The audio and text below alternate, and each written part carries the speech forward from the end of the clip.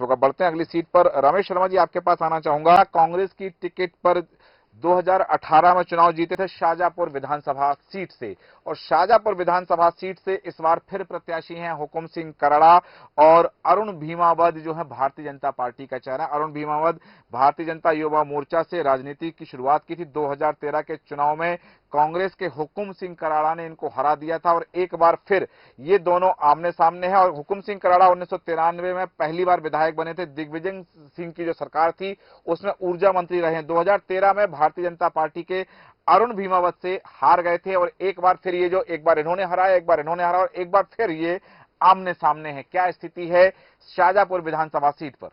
देखिए, कुल मिलाकर के ये मुकाबला वाकई दोनों के बीच में बहुत दिलचस्प मुकाबला है जी। और चूंकि यद्यपि यहाँ दोनों ही पार्टियों में थोड़ा बहुत असंतोष है जी। तो लेकिन वो असंतोष को हम अगर माइनस मान करके चलें तो फिर भी मुझे जो लग रहा है कि वहाँ जो वोटिंग होगा वो लगभग 85% वोटिंग इन दोनों के बीच में ही होगा।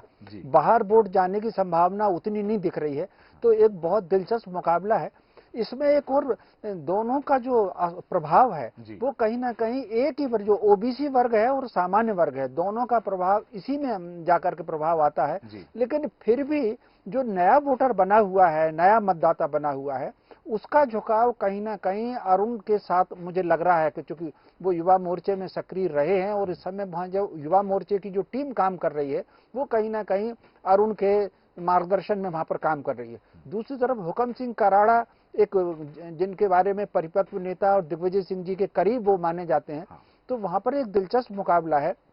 शाहजहांपुर में एक बड़ी पट्टी माइनॉरिटी के वोटों की भी है, तो माइनॉरिटी के वोट स्वाभाविक रूप से परंपरागत कांग्रेस को जाते हैं। तो ये मुकाबला वहां पर बहुत ज्यादा दिलचस्प है। यहाँ भी मेरा जो अनुमान लग रहा है, यहाँ भी महिलाओं के वोट पर परिणाम बहुत प्रभावित करेगा।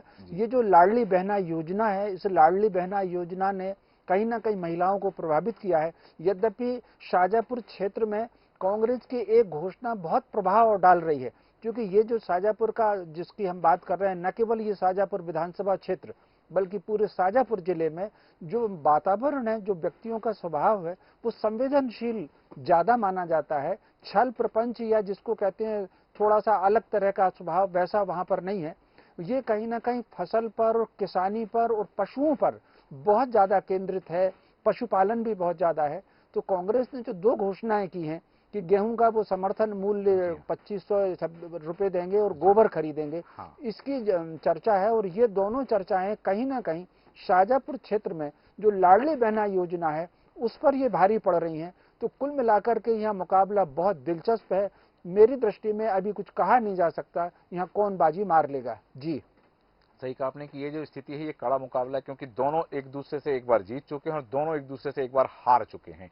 अब इस बार दोनों के बीच में फिर मुकाबला है। इस बार कौन बाजी मारेगा ये अभी भविष्य के गर्म है, लेकिन मुकाबला यहां जरूर कड़ा है, क्योंकि जैसा आपने कहा भी कि पाटीदार समाज से अरुण भीमावद आते हैं और पाटीदार समाज के वोट भी यहाँ पर निर्णायक वोट माने जाते हैं और कराड़ा समाज भी यहाँ पर जो गुर्जर वोट ज्यादा है क्योंकि, तो कराड़ा समाज भी कहीं ना कहीं निर्णायक की भूमिका में रहता है। और इस विधानसभा सीट पर दोनों ही जातिगत समीकरणों को देखें तो दोनों ही जाति के मतदाता अपनी अपनी भूमिका निभाते हैं और निर्णायक भूमिका का निर्वहन करते हैं। देखना दिलचस्प होगा कि इस बार के चुनाव में 2023 के विधानसभा चुनाव में शाहजहांपुर विधानसभा क्षेत्र में कौन ज्यादा अपना प्रभाव दिखा पाता है।